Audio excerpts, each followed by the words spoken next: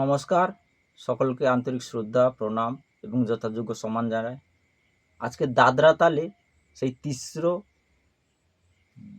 Single, দ্বিগুণ এবং চৌগুণ কীভাবে রেখা দিয়ে বাজিয়ে দেখাচ্ছি। দাদরা ধাধিন্দা, নাতিনা, ধাতিনা, যা বলবেন না কেন, ধাধিন্দা, ধাতিনা। তাহলে সমাতা ধা ধিন ধা ধাতিনা। তাহলে একে যদি আমরা সিঙ্গেল করে দ্বিগুণ করি, দ্বিগুণ করলে 1 2 3 তিনবারে বলতে হবে। ধাদিন্দা ধাতিনা, ধাদিন্দা ধাতিনা, ধাদিন্দা ধাতিনা, হয়ে গেল।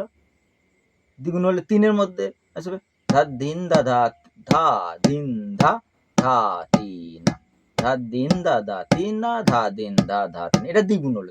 তিসরা দ্বিগুণ হলো 4-এর মধ্যে আসবে ধাদিন্দা ধাতিনা, ধাদিন্দা ধাতিনা, ধাদিন্দা ধাতিনা, ধা।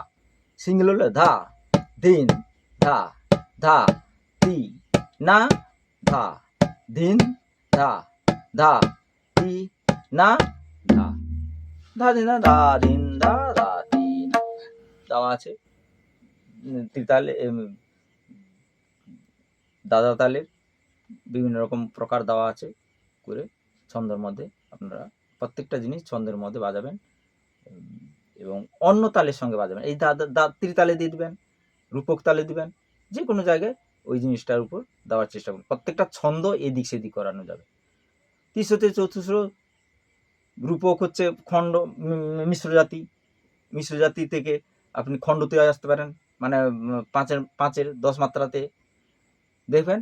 এদিক সেদিক করে রিসার্চ করে তৈরি করবেন। সবাই ভালো থাকবেন। নমস্কার।